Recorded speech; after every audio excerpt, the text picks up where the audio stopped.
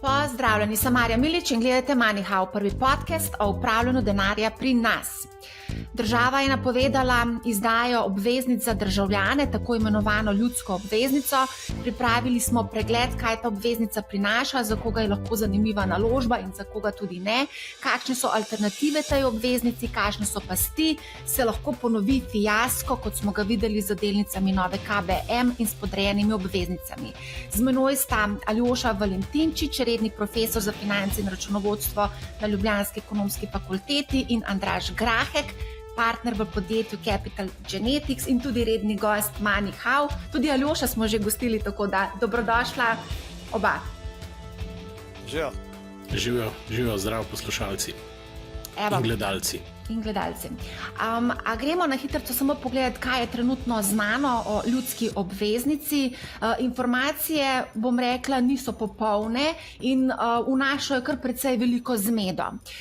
Ljudske obveznice naj bi bile izdane v začetku februarja. Daj točno ne vemo.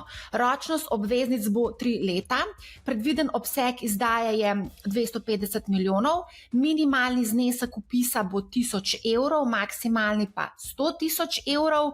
Obresti iz obveznic skupaj z obrestmi iz denarnih depozitov ne bodo obdavčene do višine 1000 evrov, se pravi, te obresti se seštevajo. Kaj pa v tem hipu še ni znano, snemamo v ponedeljek 22. januarja, obrestna mera še ni znana, to bomo potem ugotavljali, kakšna bi potencialno lahko bila. Zakaj ni znana? Na Ministrstvu za finance so zapisali, obrestno mero bomo določili pred objavo obvestila o zbiranju ponudb za vpis obveznice na podlagi ekstrapolacije krivulje donosnosti zakladnih menic in s pribitkom okvirne premije za novo izdajo. Kako bo potekal nakup obveznic, tudi to ni znano, se pa pojavljajo neke špekulacije. Na Financah so zapisali, da sta glavna organizatorja vpisa oziroma da bosta NLB in nova KBM, vlagatelji pa bodo lahko ponudbe oddali tudi pri drugih borznoposredniških družbah. Dodali so še, za nakup obveznic bodo vlagatelji nujno potrebovali trgovalni račun pri eni od borznih hiš. Na Ministrstvu za finance pravijo, da tega niso objavili, češ da te informacije, da bo nakup možen samo preko trgovalnih računov, niso objavili. Zanimivo je tudi izjava oziroma to, kar so zapisali na Ministrstvu za finance, in sicer, da želijo ta naložbeni razred približati malim vlagateljev in pa nasplošno približati kapitalske trge malim vlagateljev, jih finančno opismeniti, vendar se mi zdi, da so zelo slabo pripravili to obvestilce, ki so ga objavili na spletni strani, veliko je nejasnosti, prepušča se tako malim vlagateljem kot medijem, da špekulirajo, in zdi se, da je vse skupaj bilo narejeno zelo na hitro. Mogoče celo iz političnih vzgibov, da pač dajo nek bombonček ljudem ob vseh teh aferah, s katerimi se sooča trenutno vlada. Mimogrede, novinarska konferenca je napovedana za sredo, kjer naj bi pojasnili podrobnosti. Govori se tudi to neuradno, da je informacija o izdaji narodnih obveznic prišla v javnost prehitro in da niso bili ustrezno pripravljeni na to. Skratka, če pogledamo, Aljoša, se vem, če pogledamo, naprimer, kako je Hrvaška objavila to izdajo narodnih obveznic, vidimo, da so tam informacije zelo, zelo bogate, celo navedli so, kolikšna naj bi bila minimalna možna ta obrestna mera, povedali so v sporočilu za javnost 3,25, na koncu je bila 3,65, da ne govorim o vseh dodatkih, ki so jih objavili, vse obvestilo o končnih pogojih izdaje, dodatek javnemu povabilu, javno povabilo k vpisu obveznic, bistveni elementi za vpisa za fizične osebe. Skratka, informacij bistveno več kot pa pri nas. Aljoša, izvoli.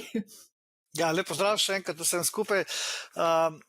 Torej, ideja ljudske obveznice je, kot ime pravi, da gre za inštrument, ki bi ga ponudili ljudem na splošno, ne samo tistim, ki so že sicer aktivni na kapitalskih in finančnih trgih. Ti ljudje verjetno imajo in maso prihrankov manjšo kot profesionalni investitorji in tudi znanje trgovanja je manjše kot, pa tisto, kar ste prej rekli, finančna pismenost, da je manjša kot pri recimo teh profesionalnih investitorjih. Zato je nujno, da se informacije objavljajo transparentno, torej hitro in na način, da bojo čim širši krog uporabnikov tudi razumel. Tako kot si rekla, ne Marja, na Hrvaškem je ta stvar bila narejena tako, da so ljudje si lahko prebrali, se informirali, razmislili, imeli dovolj časa za razmislek in potem se odločili, da bodo investirali ali ne.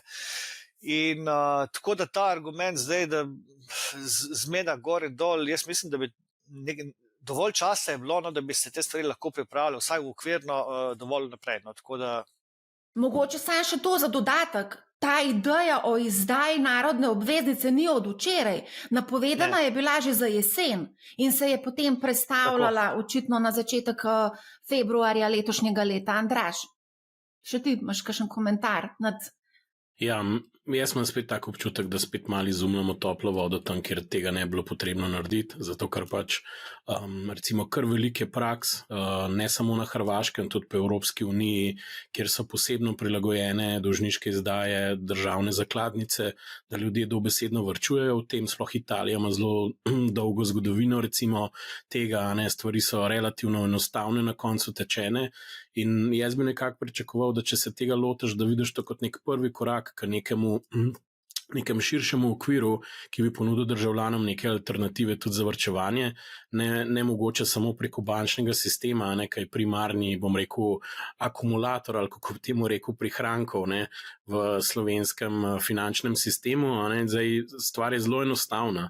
Če se spomnimo, ne, država je bila neko bitko za bankami zaradi visokih dobičkov, ki pa iskreno povedano so, če danes to pogledamo, predvsem posledica tega, da je ogromno presežnih denarnih sredstev, ne vem, če ne rečem varčevanja državljanov, sedi na računih pri bankah in seveda banke v tem trenutku so deležne, tako bi rekel, teh dobičkov ali pa ekstra dobičkov ali pa pozitivnih učinkov, če hočemo biti bolj diplomatski, monetarne politike, ker pač ta sredstva avista dejansko čez nočno vežejo za 4%. In zdaj najbolj logično bi bilo, da bi takrat rekli, lejte, na nek način to subvencionirajo državljani zaradi posebnega strukturnega položaja, bi jaz rekel, slovenskega bančnega trga, kjer dve banke res praktično dominirata, pač to je moje mnenje, v smislu, da imata bistveno niže stroške, kot pa mogoče druge banke, ali pa najniže stroške, no, dajmo tako reči. In pač to se je zdaj pač nekako, bom rekel, tako tipično fermentirali nek časa, dokler ni malo tudi zaradi javnosti prišlo, a vi pa nič ne boste naredili, ne. Torej, se mi zdi, da je malo taka zgodba, no, ratala iz tega, ne. Ja. Jaz se bojim, da je to zelo pomemben del, zakaj gremo zdaj v to izjavo, v to izdajo. Vse informacije, vse, kar imamo do zdaj, dejansko kaže v to smer. Ročnost izdaje je zelo kratka, način izdaje je nepoznan, torej celoten obseg izdaje je relativno nizek in tako naprej in tako naprej. Tako da A lahko mogoče samo za začetek pojasnimo, kaj sploh je narodna obveznica in zakaj so postale tako zanimive? Izdali so jo v Belgiji, v Španiji. V Španiji smo lahko videli, da so ljudje dobesedno fizično stali pred Narodno banko, zato da so vpisali te obveznice, ampak to se vse dogajalo v lanskem letu. Na Hrvaškem so imeli uspešno izdajo, celo v Severni Makedoniji bila izdaja uspešna. Zakaj, kaj se je dogajalo lansko leto? In mogoče zanimivo vprašanje, ali smo mogoče v Sloveniji zamudili idealni timing za izdajo. Okay. Torej, na strani varčevalcev v Sloveniji je problem ta, da imamo na bankah 27 milijard denarja. Ta denar, to je kapital, ki ni produktivno naložen. Zato iskati načine, kako ta kapital produktivno naložiti, je, bi rekel, nujna naloga posameznikov, ampak tudi države kot take. Zakaj na strani države kot take? Vsaj dva razloga tukaj noter vidim. Prvič, mi imamo premalo torej finančnih produktov varčevalnih, ne varčujemo za pokojnine, mislimo, da bo vse država poskrbela in ne varčujemo za pokojninske namene in tako naprej. Drug razlog, zaradi česar je bilo treba to nekako poriniti naprej, jaz mislim, da imamo v Sloveniji cel kup infrastrukturnih in podobnih idej, ki recimo temu, da se nekje na strani države projektirajo, in bi potrebovali kapital. In zdaj bi bilo fino, če bi neproduktivni kapital, ki je na bankah bil, dali nekam, kjer bi bil torej, do neke mere produktivno naložen, magari z državnimi garancijami in tako naprej, in bi lahko izvajali projekte, ki bi na daljši rok potem prinesli gospodarsko rast in večjo blaginjo za prebivalce, za državo in za podjetja. To je ta frame, o katerem jaz razmišljam tukaj. Se pravi, je tudi en način, da država financira svoj javni dolg preko izdaje teh obveznic, se pravi, da aktivira, tako kot si ti rekel, depozite vlagateljev, ki so se kar precej nakopičili v bankah, ne? Mislim, ja, torej lahko gre za javni dolg, ampak jaz bi rad poudaril, da ni samo financiranje javnega dolga. Gre, recimo, da bi vezali na nek tunel, recimo pod Vršičem. Ne? Skratka, velik infrastrukturni projekt, privat kapital je verjetno preveč tvegan, da bi šel to. Mi ves čas stardamo, kako bi treba povezati te doline med sabo in evo, tukaj je bil krasen projekt, ko bi se lahko ta stvar aktivirala. Mogoče tudi še ena dodatna stvar. Slovenska država vseeno se zanaša tukaj, ali pa ima koristi, zato ker je naša država del evroobmočja, ne? In smo na tem evrskem dolžniškem trgu. Če bi na neki točki, se morali zanašati samo na lokalne institucije, če pogledamo, ne vem, njihova celotna sredstva v upravljanju, te niti približno se ne približajo zneskom na depozitov, ki jih imamo na bančnem računu. In ta del varčevanj je dejansko neproduktivno naloženje. In zdaj trditi strani države, zato ker se malo ljudi v to notro vključuje, se nam pa s tem ne da ukvarjati, ne vem, so manjše izdaje, več je dela s tem, je po mojem zelo kratkoročno gledanje na stvari. In zdaj tukaj je več koristi. Eno je diversifikacija različnih virov, eno je krepitev lokalnega, finančnega trga, ki lahko, tudi več pozitivnih učinkov je. To, da ti vežeš varčevanje na neke malo daljše ročnosti, se ljudje to navadijo, frikcije od stran, v bistvu omogoča tudi boljše planiranje samega proračuna, ker so bili tudi časi, ko to dejstvo, da smo bili od teh mednarodnih trgov odvisni pri financiranju, te smo kar mečkam pozabili. To je bilo takrat, ko so naše banke imele probleme. S tem na nek način tudi, iskreno povedano, malo stimuliraš konkurenco na bančnem trgu, zato ker če recimo rečemo, da imajo prve 3 banke praktično 70% tržnega deleža, to, da država v bistvu stimulira, da se prihranki tudi na nek enostaven način lahko plasirajo, v okviru, to je praktično, vi imate tukaj triato do države, zdaj to je neka ekvivalentna, pozicija, kot jih imate, ko imate, ko v bistvu na depozitu ali pa na bančni vlogi v bistvu nekje plasirate ali pa sploh vežete denar. Pa še tretja stvar, ki je, v bistvu, če bi bila država tukaj zelo pametna, bi sama zagotovila sekundarno likvidnost za vse te vrednostne papirje in bi se hitro začeli primerjati praktično z nekimi vlogami na odpoklic, zaradi tega, ker to res ni težko. Dokler so, recimo, kaj pa je 250 milijonska izdaja za eno zakladnico, ki se dobesedno ima na računu, ne vem, 3-4 milijarde ali nekaj takega, itak ima pa v ozadju cel sistem v bistvu teh, kot temu rekel, liquidity providerjev, vzdrževalcev likvidnosti, te, ki so primarni vpisniki za državo, vsi, ki delajo. Torej, brez težav na hitro nekaj izdajo ali pa v naslednji izdaji benchmark bonda še noter dajo unih 100 milijonov za to, da ne vem, neke likvidnostne okna popucajo. Tako da tukaj bi se to dal narediti, sam se mi zdi, da v tem trenutku nihče, bom tako rekel, zdi se mi, da se ne jemlje tega kot neko dolgoročno zgodbo, ki bi lahko res velika postala, po mojem mnenju, če bi to prav naredil, tudi če bi digitaliziral, ker jaz si res ne predstavljam, kako bo človek po 30 se zvlekel na banko ali v borzno hišo in tam odprl račun. Še vedno imajo omejene, borzne hiše mislim, da ne 2 omogočata ta identifikacijo nadaljavo, če sem pa še bolj kritičen, v času COVID-a je EU sprejemala neke direktive, kjer ne bi se omogočilo marsikaj nadaljavo in lahko vam povem, da Slovenija še vedno tudi teh stvari ni implementirala in že tam rdeča lučka gori.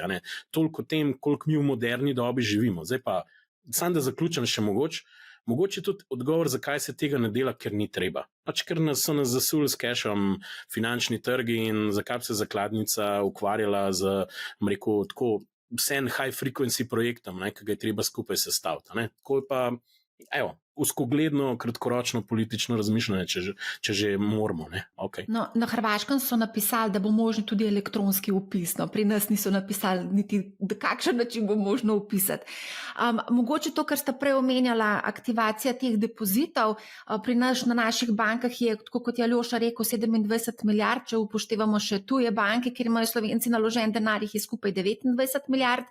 Izdaja je v primerjavi s tem denarjem, ki se vala na računih 250 milijonov, je zelo malo, tako kot si rekel Aljoša. Mogoče še ena zadeva, minister za finance je za Bloomberg TV pred časom, pred novim letom povedal, da se je pogovarjal z belgijskim ministrom za finance in je povedal, da so želeli v to izdajo ravno s tem namenom, da se spodbudi ljudi k temu, da premaknejo denar iz depozitov v te obveznice in da ni bilo tako zelo uspešno, kot so predvidevali. Kaj mislite, da se bo pri nas zgodilo? Zdaj, ankete, ki smo jih naredili, mediji, tudi na mojem LinkedInu, kažejo, da je tako 10-15% ljudi, ki bi jih to morda zanimalo. Jaz razumem, da moramo imeti alternativne možnosti vpisovanja teh obveznic, ampak primarna možnost bi mogla vendarle biti dosegljiva preko 2 klikov ali 3. V sodobnem času gre veliko transakcij tako čez in ni hudič, da se tudi te ne bi dalo zrihtati na način, da bi bilo to časovno iz vidika kompleksnosti in tudi, pa predvsem iz vidika stroškov lepo izvedljivo. Vsej državljani imamo e-davke recimo in bi tam bila lahko ena kljukica. Kaj tazga?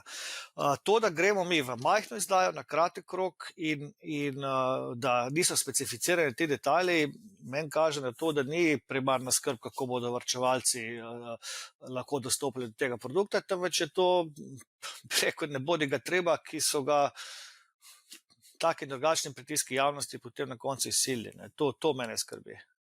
Kaj pa, a je zdaj ta prav timing za izdajo? Lansko leto je bil res idealni timing, zdaj se mi pa zdi, da mogoče... Ja, največji case je bil takrat, ko govorimo o neproduktivnem kapitalu, je bilo, ko so bile obrestne mere nič, takrat je bil res jasno, da je treba varčevalce poriniti nekam, kjer bodo varčevali tako, da bo na koncu imeli kaj od tega. In takrat tega ni bilo in takrat je bil v bistvu idealen čas iz vidika varčevalcev. Pa res, da se tudi država takrat zadolževala po ničelni, celo negativni obrestni meri enkrat in dejansko je z vidika države bilo takrat manj ugodno. Ampak ne glede na to, še enkrat, mi imamo problem z tem velikim obsegom depozitov na bankah in imamo problem, ker ljudje ne varčujejo dovolj za pokojnine in tudi za druge potrebe v resnici. To je res velik problem, ampak zdaj, ko govorimo o teh depozitih na bankah, treba je tudi vedeti, kdo so ti ljudje, ki imajo take depozite na bankah in Banka Slovenije je naredila raziskavo. 95% strank na bankah ima do 50 tisoč evrov vlog, 4% med 50 in 100, odstotek strank pa ima vloge nad 100 tisoč evrov, ta odstotek varčevalcev pa ima okoli 6 milijard vseh vlog. Se pravi, z načinom, kako je ta stvar strukturirana, se targetira po mojem 4% vmes. Ker imamo spodnji zgornji limit, na spodnji strani so stroškovne omejitve, ki jih tako varčevanje, če bo šlo na običajen način, kot za ostale papirje, ne bo preneslo. Na zgornji strani imamo pa investitore, ki so pa dovolj finančno izobraženi, verjetno pismeni in lahko premaknejo svoj denar tudi kam drugam. Mogoče bi tukaj samo dodal, sej ni tako, da nimamo dostopa do nakupa državnih obveznic ročnosti 3, 2, 4, 5, 10, kolikor let, tudi ne vem, koliko je najdaljša, blizu 30. Ja, tako da to ni point. Bolj je point to, da ne moreš ti reči temu narodna obveznica in isti, ko bi rekel, samo jed pico zdaj mehno naredil. To je vse, kar si naredil. In zdaj so stroški dostave te pice, ne vem, na velikost pice 5-krat večji ali pa oziroma so tako večji, da stanejo več kot pica. Oziroma, ne vem, korist od pice, ne pica, ker glavnico boš, upajmo, da celo nazaj dobil, mogoče pa tudi ne. Ja, no, to je dejstvo, Sej Aljoša neki računov in objavil na LinkedInu, pri nekih malih zneskih ti stroški lahko vse obresti, pa še del glavnice nažrejo. In jaz pravim, Zdaj pa, v tem svetu mi živimo, to je mindset države. Zdaj se pa jaz neko sobotno popoldne usedem, se onboardam lahko nadaljavo pri enem izmed borznih posrednikov, digitalnih, neobrokerjev, sej tudi ne samo še neobrokerjev, ker vsi živi že vse živo ponujajo in dejansko lahko tudi slovenske obveznice kupim. Pač jih lahko. In ne bom plačal na leto, če hočem izključno obveznico kupiti slovenske države, ne bom plačal na leto za vodenje računa, 50 evrov, 60, 40, 30, 20, ne vem, mogoče bojo zdaj subvencionirali pa v prvo leto za ston ali pa kaj se jo spomnili. Sigurno bo nek bombonček na koncu, ker če so brokerji pametni, bojo to naredili, ne? Pa nam šel zdaj v komercialo, ampak hočem to reči, da ni bistvo tega dostopa. Bistvo je, da tukaj treba zajeti tiste, ki sploh nimajo teh računov, ne bojo šli mogoče odpirati, ali pa bojo šli odpirati, še toliko boljš, potem mora biti pa izkušnja ekvivalentna temu. In res ne razumem tega, če bi jaz bil na ministrstvu rekel, mi moramo za moderno digitalno dobo nekaj narediti. Okrog nas se dogajajo stvari, ti ponudniki prihajajo v Slovenijo in modern način v bistvu vplačevanja ali pa kupovanja pomeni, da praktično brez frikcije ti kupaš vrednostni papir. Zdaj, a lahko obesmo, se upravičujem, na ceno izdaje ali pa nekam v obrestno mero, ker se velike številke fiksne razporedijo na veliko izdajo neke stroške in se z infrastrukturnimi providerji, brokerji, bankami zmenimo, kako se jo te stroški pokrili, mislim, lahko, ker mogoče na koncu, če rata to velika izdaja, so to tako absurdno nizki stroški, je pa tudi dober point odprl Aljoša, ker davčna terja vsak klinčev prost evro, ti pošljajo ne vem koliko njih obvestil in kaj že točen, tukaj bom pa jaz za trgovalni račun ne vem kaj plačal, ker bom sam držal 3 leta, da mi unik kupončke izplačala. To je narobe svet ratov, to je dobesedno. In če je narodna obveznica, mora vsako plačati, če hoče študent 50 evrov plačati, nekaj pa 50 vplača. Čisto enostavno. Mora dobiti tune obresti, ker s tem ga bomo navadili, komu več kapitala, da obstaja ta pot. To je, jaz tako razmišljam. Zdaj, za tega študenta verjetno niti ni bil mišljen, niso mišljene te narodne obveznice. Čak ima mišljeno, narodna obveznica, ampak je rekel, Aljoša je rekel 4% med 50 in 100 tisoč. Pogovarjal sem se danes zjutraj z enim upravljalcem premoženja, ki je povedal, da je to namenjeno za bralce Dela. Prosim, lahko sem nekaj še dodam. Alternativa je pa kaj? Obvezniški sklad. Dajmo pa pogledati, v končni fazi, tam je pa cool, da 10-20 evrov dajemo not, pa so provizije tudi, ne vem, verjetno grejo tudi do odstotka na leto lahko. A lahko mogoče vsem, Aljoša, daj povej. To sem hotel reči. Zelo lep primer ljudske obveznice mi je kanadski primer, ko so izdali ljudske obveznice za pomoč v Ukrajini. In obrestna mera je bila v rangu, o katerem se zdaj pogovarjamo. Zdaj, te naše obveznice, minimalni znesek je bil pa $100. To je ljudska obveznica. Ko vi za nek plemenit namen, za nek dober namen izdate obveznico, ki je omogočena kar se da široko, nakup katere je omogočen kar se da širokom krogu ljudi. Garantira jih kanadska država in tako naprej. To hočem reči, to je ljudsko. Kaj pa je plemenit namen naše obveznice? Eno stvar jaz upam, da je v ozadju. Mislim, si želim, da bi bila. Mi, ne vem koliko, 30 letja govorimo o razvoju trga kapitala. In ta stvar se ne premakne ne levo, ne desno, nikamor. In zdaj, morda, jaz upam, če bo nekdo se usedel in premislil in le storil ta korak in šel na odpret trgovalni račun, da bo morda kakšna pozitivna eksternalija potem tudi na naš trg kapitala kapnila. Sej, nisem prevelik optimist, samo si želim, da bi kaj tazga bilo. Zdaj bom pa prebrala komentar iz našega MoneyHow Discorda. Dokler so na Trade Republic 4% obresti, pri čemer je odpiranje računa dosti bolj enostavno, sredstva niso vezana, hkrati pa donos ne zmanjšujejo stroški odpiranja, vodenja, vzdrževanja in tako dalje, je nakup takšnih obveznic za male vlagatelje, ki imajo do 50 tisoč, nesmiselen. Dobar, res je tudi, da obresti na Trade Republic niso fiksirane, lahko se že recimo jutri spremenijo, o naravni obveznici pa v bistvu v tem trenutku ne vemo, kakšna bo obrestna mera, ampak nekako se špekulira od 3 do recimo maksimalno, to je res maksimum 3,5. Kako pa recimo to komentiramo? Vse obstajajo alternative, vse Andrej še danes že omenil. Pač to, To je bil točen point, po moje, tega outbreaka, ogorčenja, ki smo ga mi imeli. Zato, ker v bistvu kaj naredim, klele tole vzamem, telefon, halo, živijo, kle imam jaz državne obveznice, ne? Zakaj bi šel na banko, zakaj bi, pa še drug štos je, tukaj pač, tukaj v bistvu govorimo o, dajmo reči, ne vem, karkoli pač že o vlogi, ki je na Trade Republic ima zdaj bančno licenco, je ekvivalentno, kot da bi NLB na ista sredstva ponudila 4%, recimo, ne? In zdaj se vsi sprašujejo, zakaj je to možno. Mislim, zato, ker je poslovni model popolnoma drugačen enega NLB-ja pa enega Trade Republica. Če hočete, gremo še v to mečken, da boste razumeli. Trade Republic imate isto jamstvo do 100,000 evrov, zakaj bi za 4% ponujali obrestovanje tekočega sredstva na bančnem računu, nekdo rekel. Jaz bom pa odgovoril zato, ker jim ECB in Christine Lagarde financira pridobivanje novih strank. Customer acquisition za tem je skoraj ničelen in milijoni se danes za to odločajo, ker pogledajo, mogoče državno krivuljo pa je 3, tukaj pa 4. In zdaj težava je pa točno to, kar si ti rekla. Gremo še v to noter, ker včeraj sem poslušal nemški podcast, ker se je združenje nekih konzumentov pritožilo čez oglase od Trade Republica, češ da nikjer ne piše, da oni lahko zmanjšajo to obrestno mero ali celo ukinejo to obrestovanje jutri in celo razmišljajo o tožbi za zavezujoče oglaševanje. Evo, če že glih hočeš. Ampak se to je na mestu.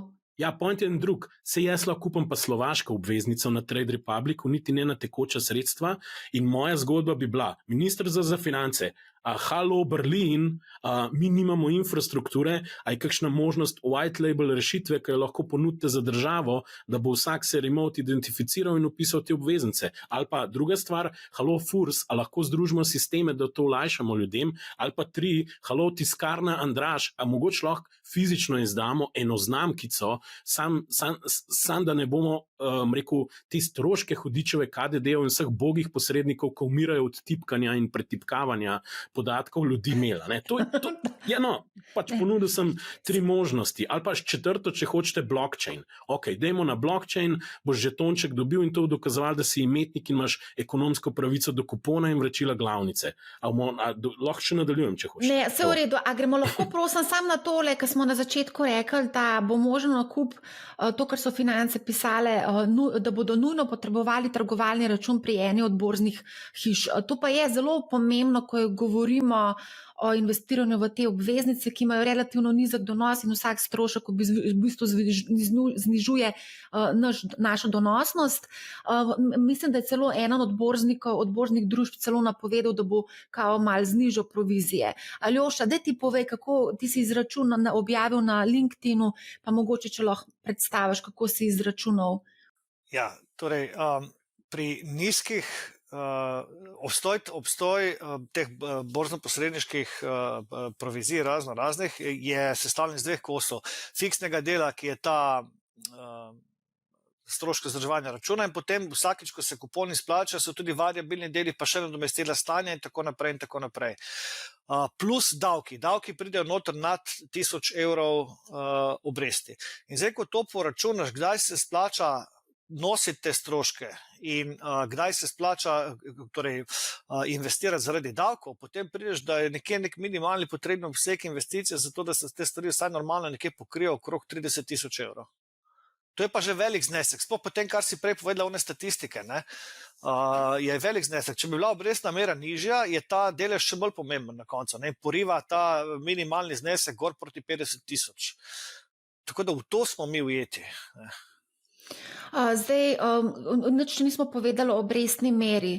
Zdaj, tudi na Ministrstvu za finance niso nič napisali, to je trenutno neznanka, mogoče bodo v sredo na novinarski konferenci kaj več povedali, ampak ko se pogovarjamo za upravljalce premoženja, za poznavalce tega trga, imajo nekako predstavo, da tam do 3,5, max, že 3,5 je zelo veliko. No? Jaz ne verjamem, da bo 3,5. Koliko ti misliš, da bo? Zgornja meja se mi zdi po teh številkah, zdaj, ki so nekje na mizi, tam 3,25 maksimalno. Ampak, kot pravim, raje manj kot plus. Ker mislim, da je zdaj 3-letna državna obveznica, mislim, da je 3%. kot sem gledala na zadnje. Se pravi, Ja. tukaj je verjetno neka premija, ki je treba uračunati, zaradi tega, ker gre za narodno obveznico. Ne? Pravijo, da 10, 20, 30 bazičnih točk. Se pravi, smo na tem pri tvojih 3,25. Ne? Ja, samo jaz ne bi stavil na to, da bo država zdaj, ko se lahko zadolžuje po nižji obrestni meri, normalno na tujih trgih, lepo kar naenkrat reka, zdaj bomo pa mi zavestno šli v to, da bomo dali v navednicah subvencija za domače varčevalce v višini 0,25 točke. Ne vem, si ne predstavljam, da velja tak mindset. No. Mogoče gre pa tukaj za subvencijo borzno-posredniških hiš, preko katerih se bo očitno moralo to pač delati. Ne? Možno. Andraž, kaj pa ti misliš? Mislim, se je stvar enostavna. Če pri zneskih pri nekaj tisoč evrih gre vse za stroške, pol se res lahko sprašuješ, where did the money go? Ne? Tako da, ja, pač. Zato pa jaz pravim, da to mora biti del nekega dogovora in odgovornosti vseh, ki tukaj sodelujejo. Ne more tako funkcionirati, da se na Ministrstvu za finance spomne na upravi razgovorov pri deležnikih, tudi pri tistih, kjer vsta silna sredstva ležijo v končni fazi in se pač nekaj zmenijo. Ne? Najbolj absurdno je, da imamo, 30 konferenc vsako leto, ki se filozofira vsem živem in ta folk tiči skupaj glave in ima tam zakuske, treba nek produktiven projekt skupaj narediti, pa pač je veliko preveč nejasnosti v tem trenutku. Jaz upam, da sem preveč kritičen, se z veseljem upravičen kasneje, če sem, ampak nima veze, v tem trenutku pač to ni jasno. Tako da zdaj ena logika, zakaj bila lahko malo višja obrestna mera, vprašanje je tukaj res velikosti izdaje in likvidnosti sekundarne, ki jo bo človek dejansko imel. Tako da ne vem, mogoče bo Aljoša ti kaj v smislu likvidnostna premija, tukaj mogoče je 10-20, bazičnih točk, kaj pa jaz vem.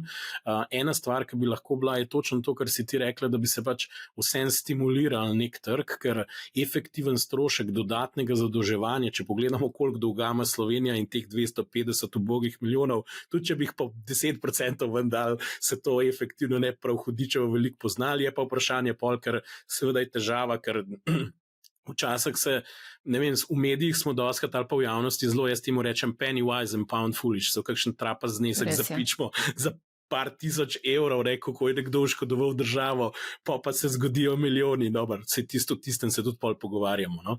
Ampak tukaj je bolj, mislim, da zgodba to, če želimo graditi infrastrukturo finančnega trga in uravnotežiti ta trg, da se vključujejo tudi državljani, ker o čem jaz vidim res velik problem signala, ki ga tukaj dajemo.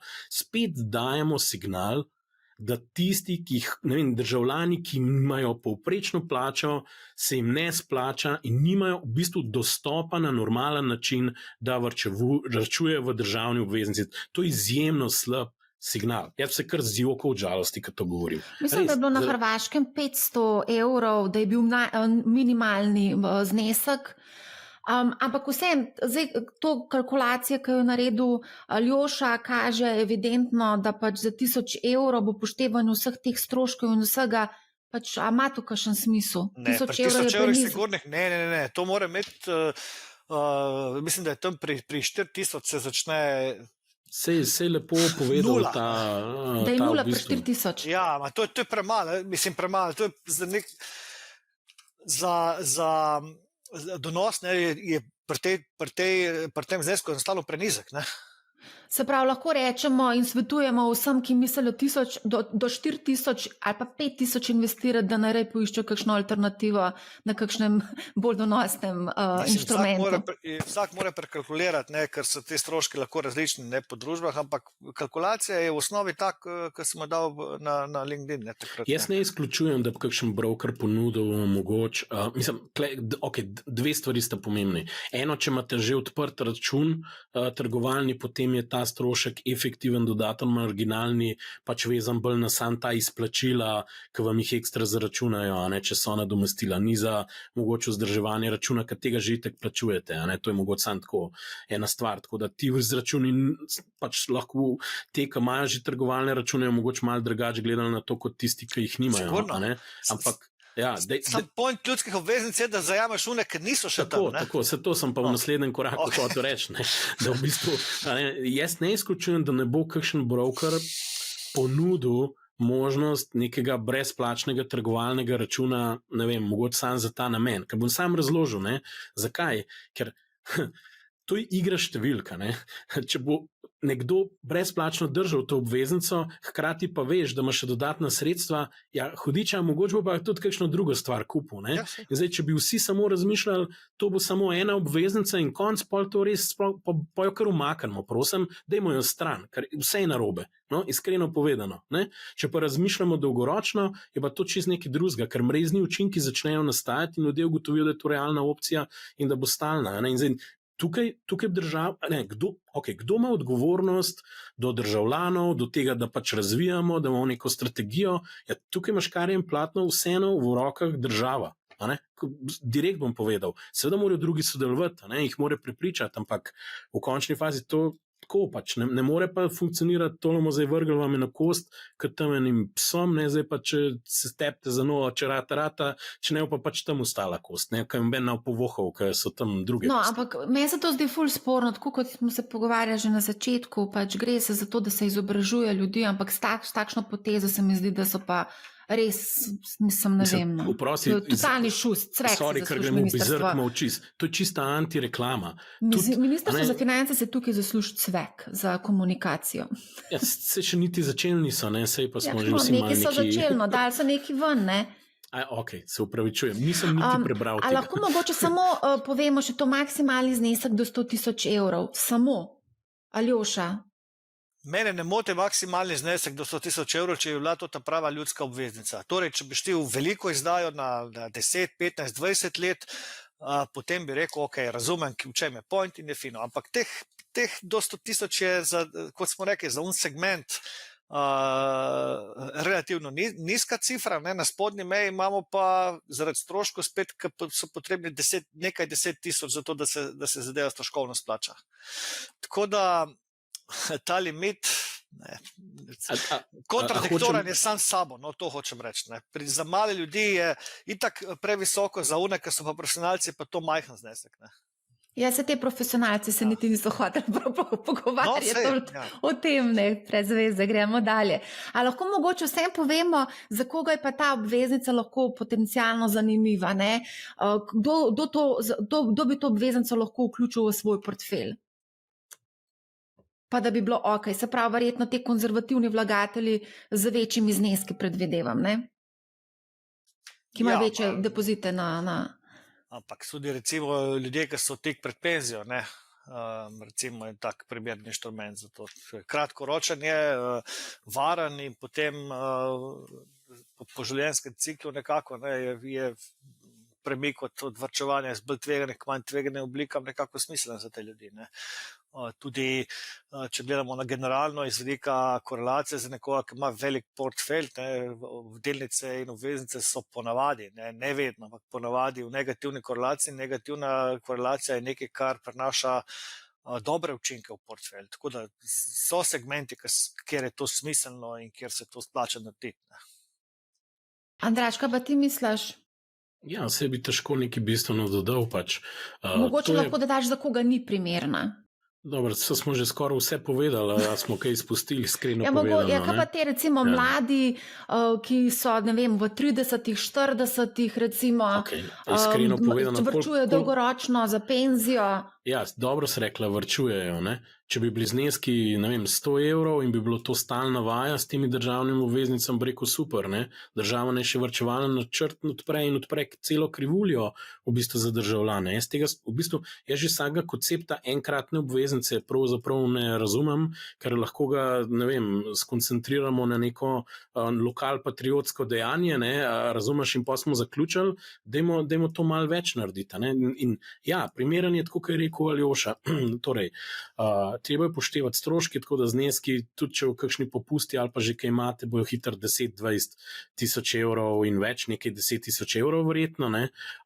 Pol boste že hitro se začeli spraševati, koliko dobim zavezan depozit pri banki, recimo, ker če likvidnost zelo majhna, pa boste težko to v bistvu naučili, ne, bojo banke hitro rekle, jo pa kaj se matrate, gospod, gospa, ker verjetno se je bolj s takimi nažalost pogovarjali, ker ne predstavljam si, ko nekdo nekdo mlad po 30 mu nekaj 100,000 evrov tam, oziroma če jih ima, verjetno ga itak ne zanima taka oblika. Mogoče bi ga zanimalo v tem smislu, imam denar tukaj, pa čez 3 leta, 2-3 leta, ne vem, bom mogel nekaj plačati ali pa kupujem nek stanovanje, pa tja malo parkiral. Ampak tako kot si sama rekla, odprl bo neko platformo, gotovo bo, ne vem, da je pač tam neka neobanka. Slišali smo tudi, da N26 naj bi začela ponujati različne možnosti, tako da Revolut in drugi, tako da mogoče boš imel vsak mesec možnost nekaj vezati in malo predstavljati in to v relativno stroški so pa, mislim, iskreno povedano, na en stran NLB ne ponudi neke recimo širše opcije,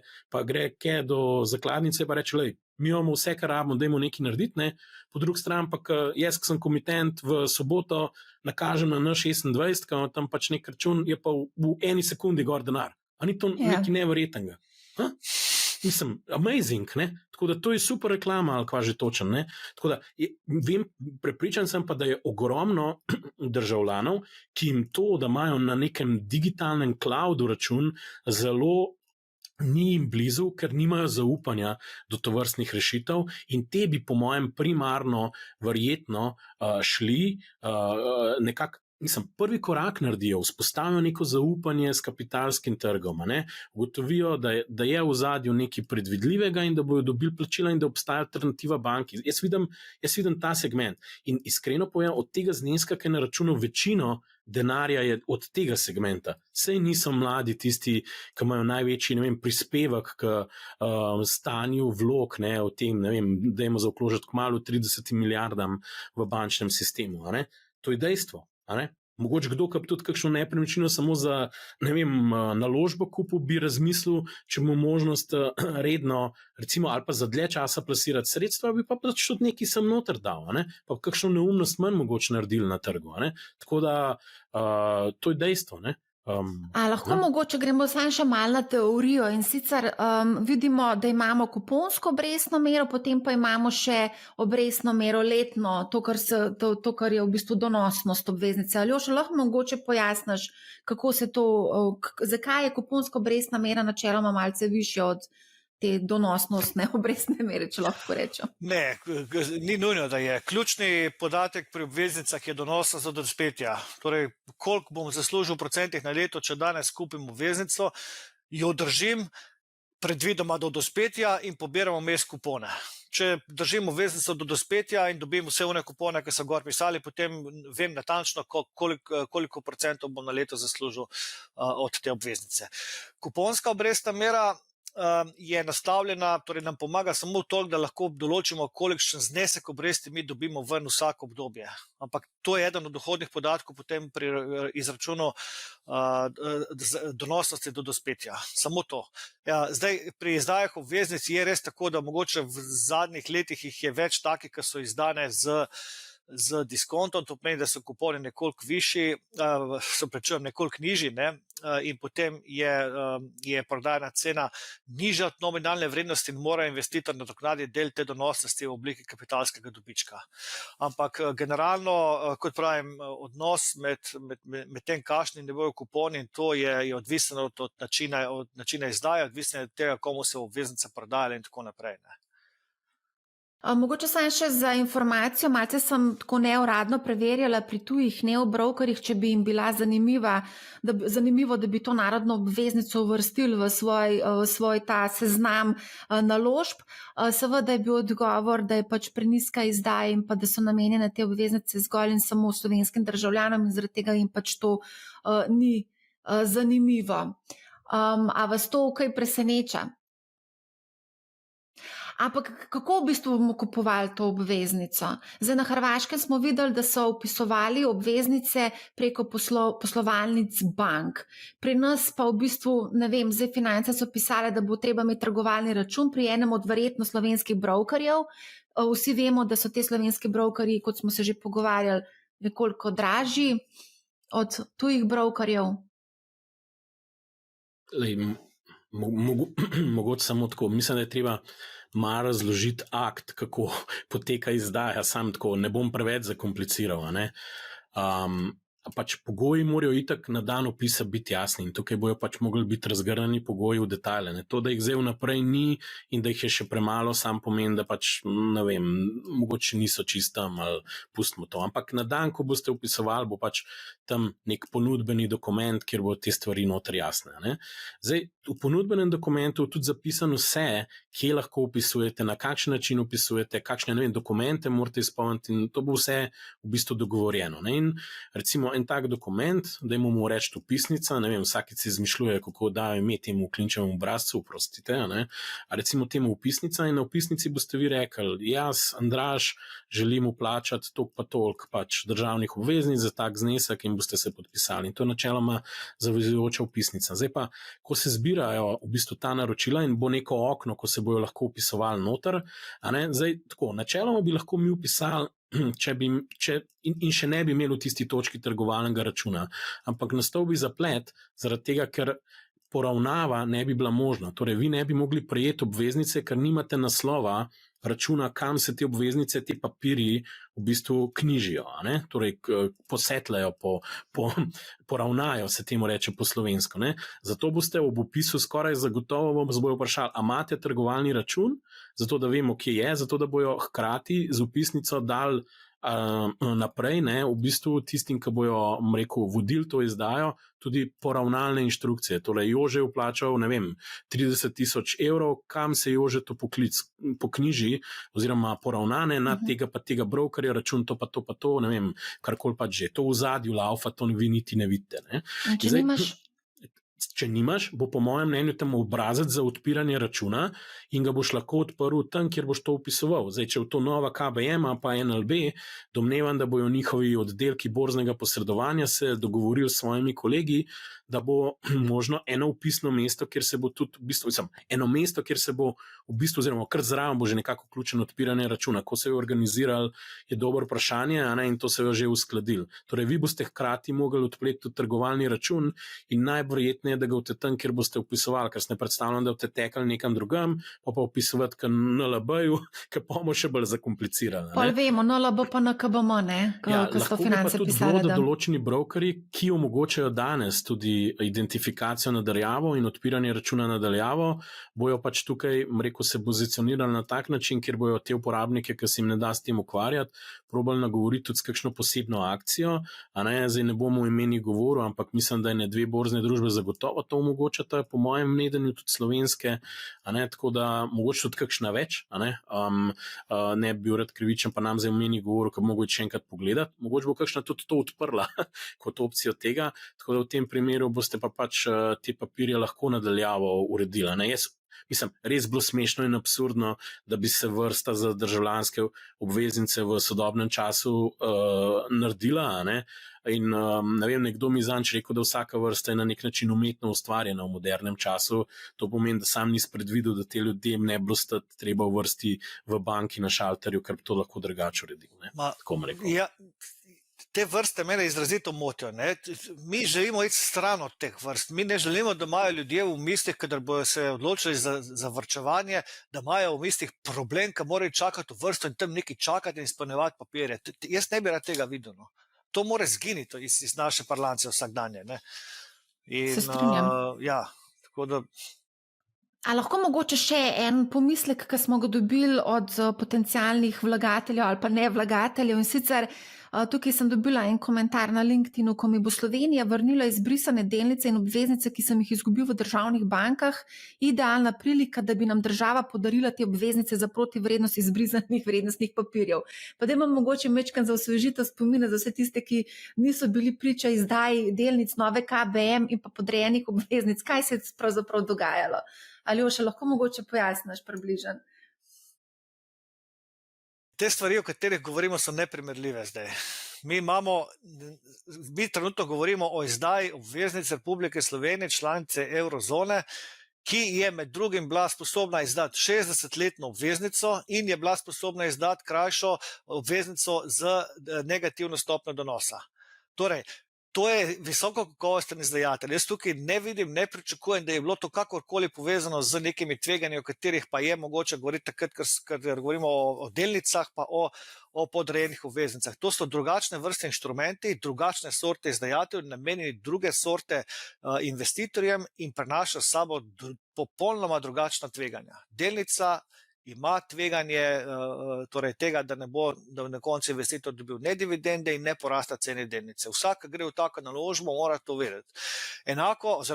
Podobno velja tudi za podrejene obveznice. Podrejene obveznice so po vsebini skoraj kapital. Tako da spet pomeni, da niso namenjene temu, da mi tukaj kupujemo podrejene obveznice z namenom varčevanja za pokojnino. To hočem reči. Tako da je to popolnoma drugačna sorta papirja in jaz tega res ne bi mešal. Tudi, poglejte še to, pogosto, kadar govorimo o tem, zakaj slovenski trg kapitala ne zaživi, sem se opekel točno pri teh inštrumentih. Ja, samo poglejte, to je bilo nazaj, koliko let nazaj? 15 let nazaj. Nekaj takega, Preden se bodo ti problemi, če se bodo razrešili na sodiščih, bo trajalo ne vem koliko časa še. Mi kot varčevalci nam zmanjkuje časa za čakanje, da se te neke krivice popravijo. Krivice, kot pravim, odvisno od tega, kako hočemo gledati. Ampak jaz bi rad, da bi ljudje malo premaknili mindset naprej, ne več nazaj. Mi se zdaj odločimo za naložbo, ne kar je bilo v preteklosti. Aljoša, samo veš, to se prenaša iz roda v rod. Jaz, ko se pogovarjam z mladimi, tudi ti se, moja mami se je opekla na Balkanu, moja mami je kupila delnico Nove KBM, to je natek, ne? Lahko dam en kontraargument tukaj. Kadar gremo pa mi mlade spraševati, kako razmišljate o varčevanju, kje varčujete, s čem ste imeli opravka, jih je pa 38% brez pomisleka vlagal v kriptovalute. Absolutno. In tam se učijo pospešeno. To ne gre skup. Na eni strani strašanska zaskrbljenost od tveganja, na drugi strani pa letijo denar v naložbe, ki... Se tudi tlele opažamo, da na eni strani, tukaj kot je Andraž prej rekel, gledamo na cent, gledamo na evre, na drugi strani pa zgubimo po tisoče in tisoče evrov in se sploh ne vprašamo. Andraž, bi ti mogoče še kaj dodal tukaj? Sej težko nekaj dodam. Dejstvo je, da je to neprimerljivo in da so te inštrumenti čist drugje tičijo. Je pa mogoče dobro vprašanje, kako gledamo tveganje tudi, naslednjih 2-3 leta naprej, ker ta inštrument je izrazito nizko tvegana naložba, Zdaj smo v obdobju, kjer tvegane naložbe so se spet vrnile nazaj na vrh, prestola na nek način. Če pogledamo, delniški indeksi so spet nove rekorde beležijo in zanimivo mogoče tudi NLB je ta teden izdala podrejeno oziroma MREL 2 dopolnitveno obveznico, ki morajo zdaj banke držati poleg lastniškega kapitala še nek sorazmeren del podrejenih obveznosti in v bistvu relativno ugodno, če gledamo, kaj se dogaja z obrestno mero pod 7%, recimo spet 6,75 ali nekaj takega je bilo, če se prav spomnim.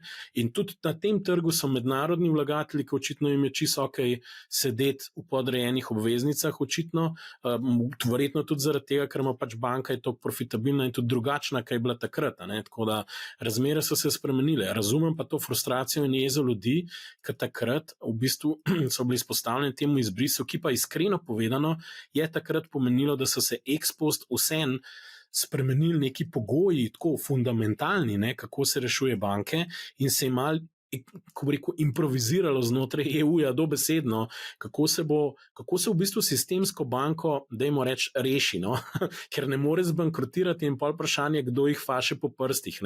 In v Sloveniji je prišlo do tega, da so jih fasali po prsti tudi vsi te, ki imajo podrejene obveznice, poleg vseh, ki so delnice držali. Sej, če se malo pohecam, a veste, država je zbrisala sebi delnice, v bistvu tudi najprej, potem je pa on top dokapitalizirala banko, tako da so tudi sami v smeti vrgali svoj delež, pa so ga pa dokupčkala. Zdaj, če NLB ne bi bila toliko uspešna, kaj je bila od tiste točke naprej, tudi vprašanje denar nazaj dobil. Ampak ja, razumem pa, ker to je bil nek akt, ki ni bil pričakovan in zaradi tega so te travme še zmeraj prisotne. No? Po mojem Mogoče mnenju. samo za tiste, ki ne vejo, kaj se dogaja, imate stran podrejenci.si, kjer si lahko pogledate kronologijo dogajanja, tako malo za kakšno vikend branje. Okay, mogoče samo še eno vprašanje z Discorda, kakšne bodo možnosti nakupa na sekundarnem trgu, da se izognemo visokim stroškom domačih brokerjev. Kot jaz vem, bo možen nakup na sekundarnem trgu, ne? Lej, jaz bi dal jim zelo enostaven. Če te motijo stroški domačih brokerjev, si verjetno ni tako že pri tujem brokerju in ti lahko kupaš na Interactive Brokers. Vem, da se lahko kupuje državne obveznice, tudi slovenske, tako da se tam lahko preveri. Trade Republic po mojem vedenju še nima slovenskih državnih papirov, imaš pa recimo Slovaško, ki ni dolg daleč stran, mogoče boniteta celo malo ali je enaka. Boljša, no, ja. Hvala Aljoša. Tako da v bistvu je kar nekaj opcij. So pa tam tudi obveznice, ki imajo recimo višjo donosnost za dospetja, kot je Romunija, recimo, če že glih tako, pa spomnim se zdaj v tem trenutku. Tako da sekundaren trg je odprt in klej mogoče samo moj klic državi. Ne?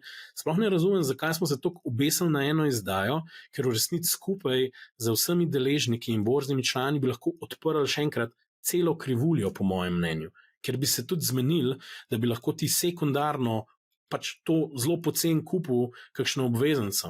Saj ni treba, da delamo posebne obveznice za prebivalstvo, če bi znižali stroške za nakup obveznici, sej bom sam razložil.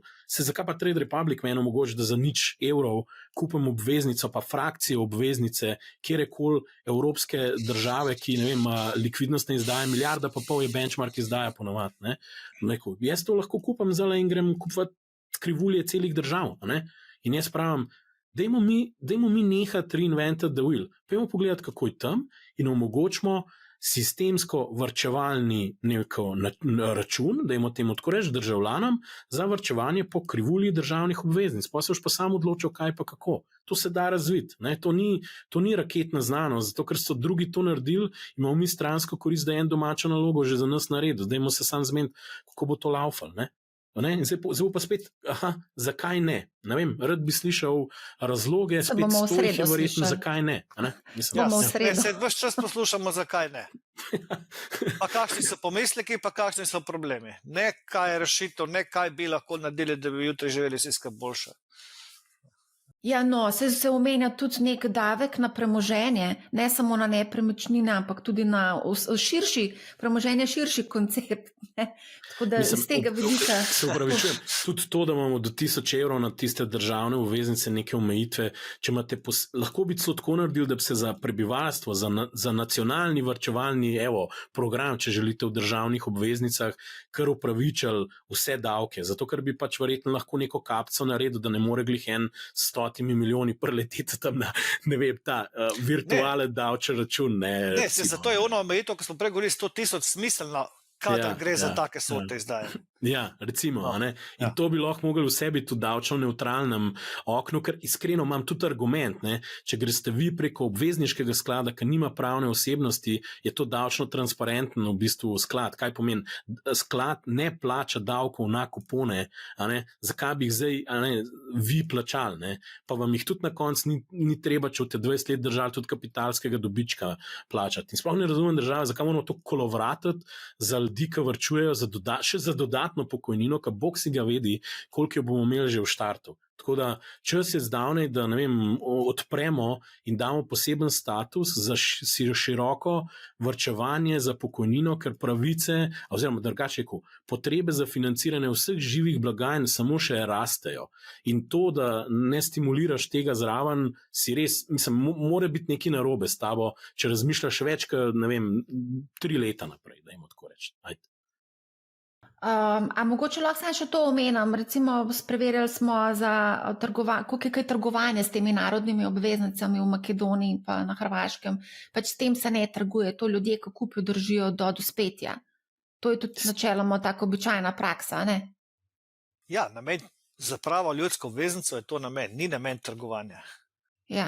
Bi pa jaz vsem gledano, a bi pa res rabo trgovalni račun imeti, bi se to dalo drugače urediti? Ne, ampak dalo bi se sigurno drugače, samo vse Andraž povedal, kje tiči pri postopku nakupa vrednostnih papirjev zajec v grmu. Mislim, meni je ta ideja e-davkov sem ji zelo Ti je všeč, blizu. ne? Tudi, recimo, to je bila ena stvar, ki se je meni porodila. Ti mogo samo en front office digital tool imeti, ki bi v bistvu pol z backendom se povezal in je to to. Ampak vse smo ga imeli. Mi smo v obratni smeri dobili one turistične bone preko v bistvu e-davkov. Tako, ja. To je point. Rešitev, po mojem, tukaj obstaja, samo minus je treba dati, pa je rešeno. Ja, se mogoče nas bojo pa vse šokirali, pa je v sredo to povedali. Mogoče držimo pesti. Ja. Okay. Za konec, ali boste vidva investirala v ljudsko obveznico? Jaz nimam presežnih denarnih sredstev, da bi to naredil v tem trenutku. Jaz ne bom investiral, zato ker mi pač ni to tako zanimivo, niti ne želim denar za 3 leta plasirati, ne. Oziroma bom čisto odkrito povedal, imam odprt račun tako na Trade Republic kot na Interactive Brokers in iskreno povedano menavte. A veste, kdaj sem bil zadnjič na banki? A hočete vedeti? Ko sem račun na banki zapiral, pa še to so mi otežili blazno. Jaz iz protesta, ko so mi poslali, da moram fizično priti na banko zapreti račun, sem rekel, da oprostite, živimo v 21. stoletju in če ne moram zapreti računa na banki, nadaljavo ga ne bom zaprla. In še to, veste, zakaj me bojo spet zalekali v banko? Ker v bistvu imam še osebni račun in je zdaj potekel moj veljavni dokument in se moram v naslednji poslovalnici zglasiti, da jim ga pokažem in ugotovijo, a sem še zmeraj živ in da sem to jaz. Tako da, toliko o tem, ne. Na srečo imam blizu pisarne klele poslovalnico, tako da nam delač mogo iti, ne. A ni to bizarno, da moramo ta dokument ne moramo poslati, ampak ga moramo fizično iti po Pa še ena banko. stvar, imam e-izkaznico, ki jo je izdala država. Ne? Točno Torej, to, ja. še v Še tem. to. Se jo ni izdala Jožetu ali pa Culu, ne vem komu. Tako da to je tudi zabaven moment tega. No? Ja, ampak ker smo glih pri tem pri e-izkaznici, ne, osebni, jaz jo tudi imam, ne, in sem jo celo probal že uporabiti, ne, in sem dobil govor, ja, jaz pa za to prvič slišim. Od koga si dobil to odgovor? Ja, od ene nasprotne stranke, ki bi mogla te stvari dosti dobro poznati. Ja. V bistvu to pomeni, da moramo mi izobraziti v nekaj bi mogli vedeti, da jo znali uporabljati. Evo, to je to. Ok, super, najlepša hvala za odlično debato. Mislim, da smo naredili en uvod v narodne oziroma ljudske obveznice. Zagotovo bo pa treba dodati še potem v sredo dodatek, ka bo pač Ministrstvo za finance se mogoče malo bolj zjasnilo, kakšno obveznico pravzaprav izdaja. Tako da zaenkrat najlepša hvala. Hvala vama za povabilo Ja, hvala. in za dobro družbo. Hvala Ljoša, hvala Marja. Hvala tudi vsem, ki ste nas danes gledali in poslušali. Poslušajte Money How, ne bo vam žal in lep pozdrav.